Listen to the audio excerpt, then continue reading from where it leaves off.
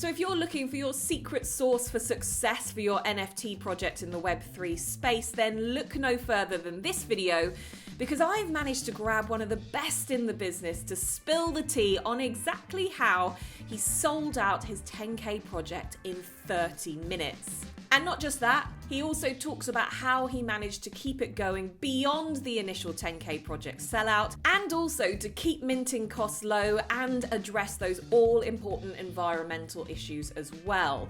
So I'm talking about the fantastic digital artist Sutu and his amazing 10K project Neonz, or should I actually call it more his Web3 brand. So if you're looking to build and succeed in the Web3 space, don't go anywhere, because we're about to dive in to the Sutuverse. Okay, to start off, let's just give you the 101 on what Neonz is, and not just that, but also to look at what Sutu is actually building in Web3 as well. And FYI, he's been pretty busy. Neonz is a sci-fi franchise that's inspired by cyberpunk hacker culture. It launched as a PFP NFT project of 10,000 neons last November 2021, and it was fortunate to sell out in about 30 minutes. Thank you to the community that was getting behind me. And then since then, we announced a kind of a loose roadmap for the next sort of 10 months. And in this time, we've managed to achieve all our milestones for our roadmap. We released 2 augmented reality experiences. So you can sync your Tezos wallet to my iJack augmented reality app, and you can activate your neons as like little neon signs that float down the street. And you can also turn the camera around to selfie mode and activate the neons on your face as a face filter. So I think we were the first project to also activate all 10,000 neons as face filters. So we built this really cool system in the app that generates them on the fly. And then the big latest installment has been the online Neonz game called Circuit Breaker, which you can get to via the neonz.xyz website. Okay, you're probably thinking to yourself, well, that's all well and good selling out back in November last year, but now we're in a bear market. So why don't we take a look at how Neonz is doing today, and hopefully that'll instill a few bits of positivity in some seemingly troubling times. Today there was like a Neonz went for 2,000 TES and 800 TES and another 800 TES or 799 TES this morning. A lot of big sales happening at the moment.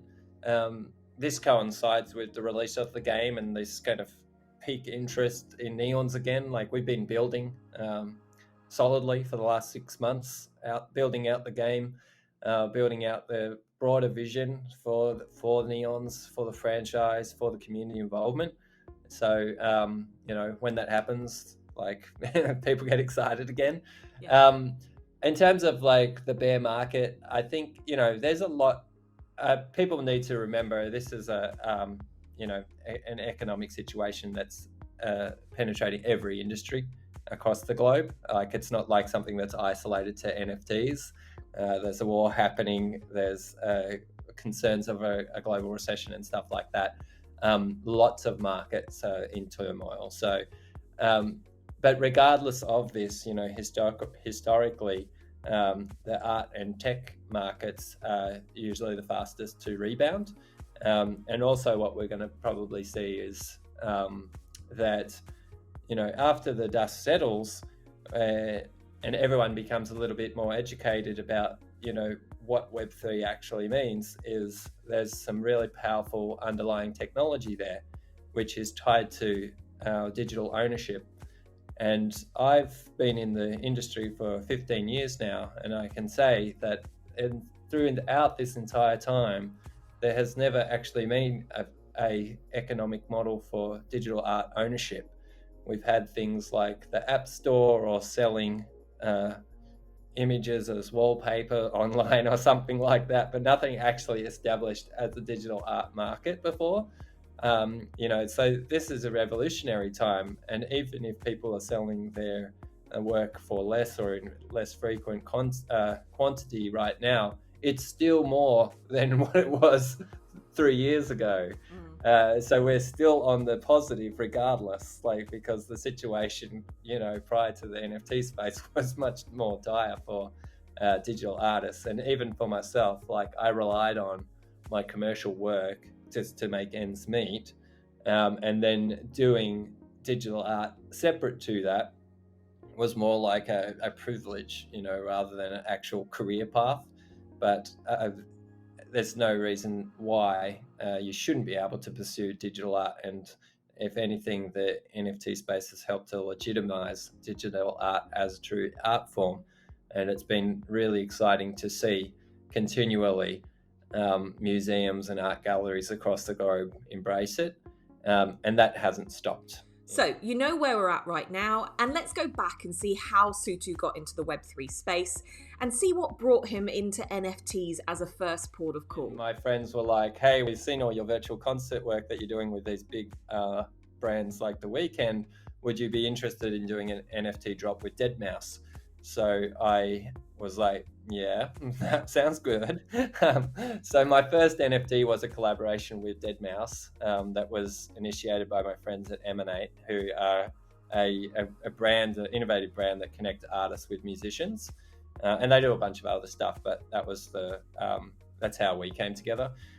So I launched that and it blew my mind. It went way beyond my expectations. And this was before the big Beeple sale as well. So it was just kind of at the beginning of like this crazy kind of period of time. So I think we were one of the biggest high profile sales that also was like a unique collaboration between a musician and a visual artist. And then I was like, oh, I should really pay more attention to NFTs. Now, as exciting as the world of Web3 is, as someone once said, with great power comes great responsibility. And a lot of issues that are plaguing maybe both collectors and creators are the environmental concerns. And let's have a look and see what solutions Sutu actually came up with when he was addressed with that. The environmental concerns came out about just like the energy use of proof of work algorithm tied to Bitcoin and Ethereum mostly. And I was minting the NFTs on Ethereum to begin with. I had like a fan of mine that followed me for years, called me out on Twitter saying, hey, you're destroying the environment minting on Ethereum with your NFTs. And I was like, whoa, what are you talking about? Like, I had no idea. I was completely naive. So I started looking into it and I started seeing the news reports. And I remember like Memo Atkin wrote like a big bombshell sort of article that created like probably was one of those kind of trigger articles that kicked off the whole conversation. And he was also calculating the costs of just the NFT use of the energy use of minting one NFT and then the consequent transaction energy use as well. But very quickly we learned that there were alternatives. We learned that there's proof of stake algorithm that's about 1,000 times more energy efficient. You jump ahead in time to now, and Ethereum has now transitioned to proof of stake, which is a huge win for the climate. One of my guests was Raf, the founder of Hiket Nunk.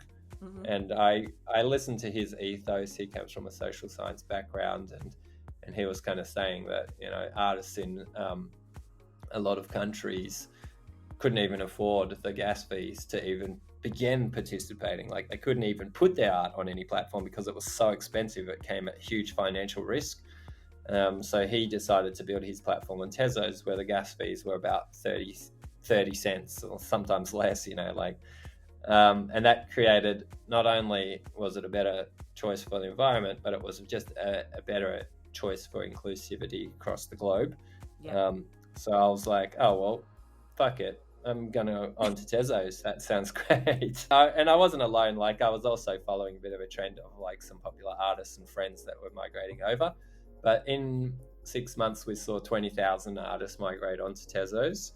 And we were like, yeah, we're building a community here of like-minded individuals that are making a conscious decision about where they put their art for good reasons. We're supporting the visibility of these other artists that are coming up from all around the globe. And it was just a beautiful moment. And I was so like, I found my people as well in that time. Quickly formed a community. Felt like the punk movement of the digital art kind of scene in many ways. So one of the things that Sutu did was go from digital artist through to 10K project owner.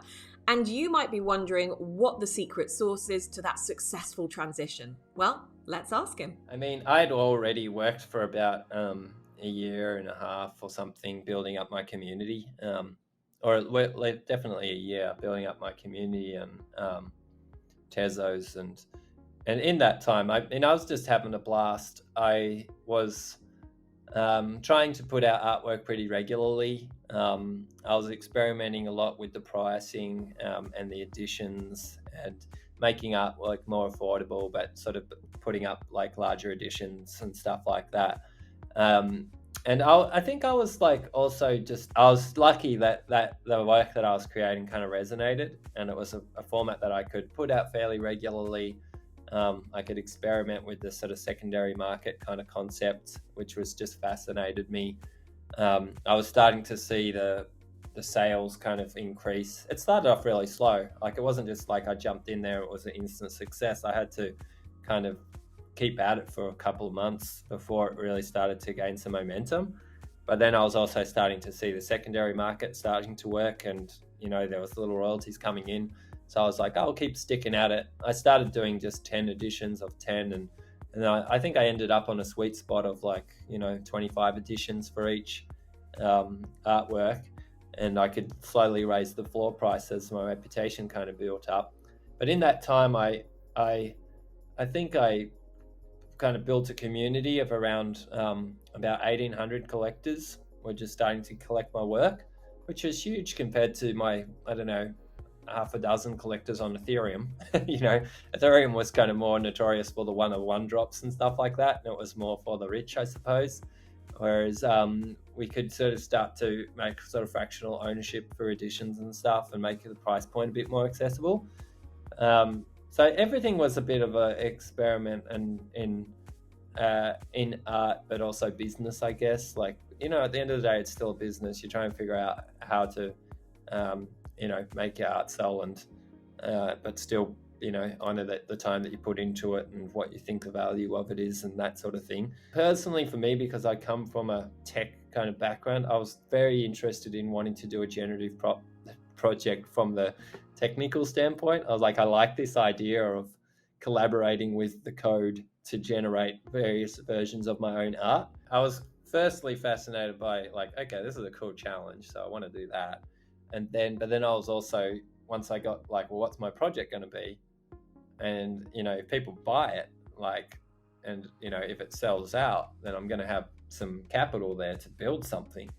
What do I actually want to build? So then I was like, well, can't be nothing. It's got to be something legit, like, and then I started thinking about the story and the characters and going through my usual process of world building. I was like, oh, this could be so exciting if it works out, This could keep me pretty busy, fulfilling one of my dreams to like create the ultimate sci-fi franchise. And that's the key, going beyond the 10K project itself and actually having a longer term vision from the start, and looking to really build a brand that can branch off into many, many different areas. In my mind, the building blocks for building out a brand or a franchise are the same. The key difference is how you collaborate with the community in this kind of fractional ownership of an IP, which is the fascinating new territory.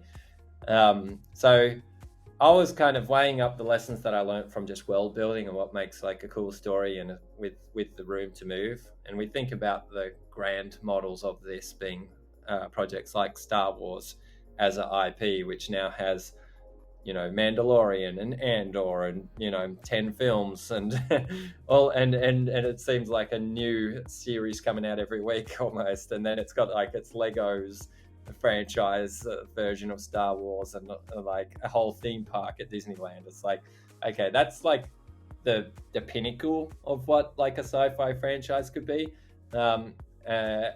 We're allowed to dream. How can we go from our NFT drop to something like that? What does that look like? There's no rule saying you can't have a dream like that. So, and there is a roadmap there that, George Lucas paved, and we can do our research and kind of learn about that. I'm currently talking to ex-Disney executives about that conversation, like how do I build my brand? I've been chatting to Diana Williams, who worked with Lucasfilm for years, building out the ILM XR lab, all their interactive experiences and stuff. So it's legitimate conversations that we're having. And, first came down with the characters and the story, and then what does the world look like? And now it's about how can we involve the community in that world building. That's the big sort of next challenge for me. All of these things are just wild, exciting challenges, but I'm trying to be professional and very structured about this. It's like not just pie in the sky concepts, like how can we actually legitimately pull this off? And so far we've done really well. We've stuck to our roadmap. We've achieved all our milestones to date, but now we want to take it to another level. So there's investor conversations happening. There's big pitch decks every day being sent out. So with all that in mind, you might be thinking, well, how am I going to be able to build a Web3 brand in this current climate? Well, with one step forward into Web3 and two very strategic steps back into Web2, that might just be the answer. When I look at things like the bear market, for example, it's kind of been a blessing in disguise because it put a lot more pressure on me to actually think beyond just the Web3 space. It's like the Web3 space is a foundation for the digital assets, but it's not the endpoint for any of this, not when we've got all of these traditional spaces that we can occupy as well. So, and the beautiful thing is that Disney, all of these big companies, don't have a clue how to incorporate Web3 into their business models, but they all want to. And so we're paving the way for them. And having these conversations with these people allow us to be the leaders of this new generation of entertainment and business models that surrounds digital content. And I was literally talking at Wall Street Journal yesterday to all these big company execs. I got to do the TED Talk earlier on this year, sharing the stage with, Bill Gates and Elon Musk and all these other crazy people, which I never would have thought would happen in my life. But it's like, we are at the beginning of something and we've been recognized as pioneers in this space. And we shouldn't take that for granted. We should take that responsibility very seriously and think about it in the bigger picture of where does this moment sit in the history of our industry, and is it here to stay? 100%. There's so much value in this technology and infrastructure. It is not going away. It's definitely, we're going to look beyond like the rug pulls and the negative kind of stuff that's happened that we've seen. And like I said, after the dust settles, we're going to see the true value of all of these technologies rise to the surface. So what's next on Sutu's roadmap of world and brand building? And most importantly, how is he going to keep putting the community first? The game was always on the roadmap. I love the idea of creating utility with the NFTs. And this coincided with the whole metaverse conversation. I wasn't interested in simply loading avatars up into the metaverse and, hey, let's go for a walk and hang out and look at stuff. Like, I wanted a bit more motivation to go in there. I wanted it to have an energy that kind of captured the electricity of the art itself. So I created Circuit Breaker. That's the title of the game. It's a speed run game. You run through this obstacle course. You have to get the fastest time. Right now we're running a tournament. I've partnered up with Blockborn, which is a leaderboard website within the Tezos gaming ecosystem. So every week we establish some new bounties, and these bounties could be like finish the game in under 90 seconds, or a really hard one would be finish the game in under 0 seconds, which sounds impossible. But as you start to play the game, you learn, because it's inspired by sort of cyberpunk hacking culture. Throughout the game, there are little hacks, and some of those hacks are time-reducing hacks. So you'll be running along, you'll hit one of these hacks, and you'll notice your time might go down by -5 seconds or something. And then you're like, so if I get enough of these, I can actually turn the clock backwards. But the evolution of that for me is actually to hand the keys over to the community to create a level builder where they can essentially put together their own courses and create their own tournaments. And I'll provide are basically level components, ramps, obstacles, moving platforms. And they are like this Roblox model or Minecraft model. They'll be able to assemble these pieces in their own configurations. And then I want to build like a community upvoting model where the community can say, hey, Bex has done the kick-ass course this week. What do you think? If everyone votes it up, then our company will get behind it and say, this is going to be the next course for the big tournament. We've got such and such coming on board as the sponsor. There's going to be some cash prizes, all hail the genius of Beck's design skills. This kind of thing. I see this in my mind. I think this is a wonderful way to really celebrate the creativity and innovation of the community. But as a foundation, it's essentially collaboratively world building. What can the community bring to this thing? And already I'm having so many conversations in the Discord with community members about the future of this as a model. And then it's you look at Roblox, it literally has 50 million daily users. We are essentially kind of trying to create a Roblox kind of model. I intend if we, I'm able to rival this kind of creativity and growth of the company, then you want to put way more back into the community because the community helps you get there. So ideas of setting up a DAO, setting up a treasury, how does that look? How do we truly reward the creation of the community in a way that we can all kind of grow this thing together and benefit from its success? And then separate to the game is, I got commissioned to present a pitch for a Neonz film recently. I'm actually pitching that tomorrow. So I've got another big deck that's describing this big action film. And that was my dream as well. It's okay, gameplay is never enough. Just having a cool game mechanics is never enough. I want story to drive the world building. I want a good narrative. And, a fantastic example of this is the Arcane series that showed on Netflix recently. It was the most successful, most viewed series within a month of its release of any series on Netflix. And this is I don't know, a lot of people that I talk to never watched animation before in their life. Was the first animation they ever watched. And then I was yeah, that's based on League of Legends. It's a hugely popular video game. Didn't know that. And it's just this is the enthusiasm for the kind of gaming industry is kind of a little bit within the gaming industry, they know that the exponential curve since the 90s has just gone through the roof and they're making more money than blockbuster films. The popularity and interest is crazy. But even within traditional legacy media, I feel they haven't actually realized just how life-changing the gaming industry is for so many people. So, but in the case of a game like League of Legends that has such powerful narrative, actually getting behind and investing in the characters that you love and the quests and the worlds that you build around these characters, that kind of combination of wonderful gameplay meets powerful narrative driven world building is the perfect recipe for me. That's I won't stop until I kind of find that sort of beautiful kind of combination.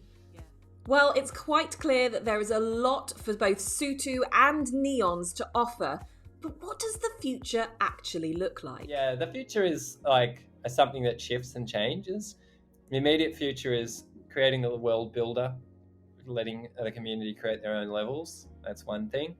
And simultaneously starting to build out the lore and the narrative through short films and animations.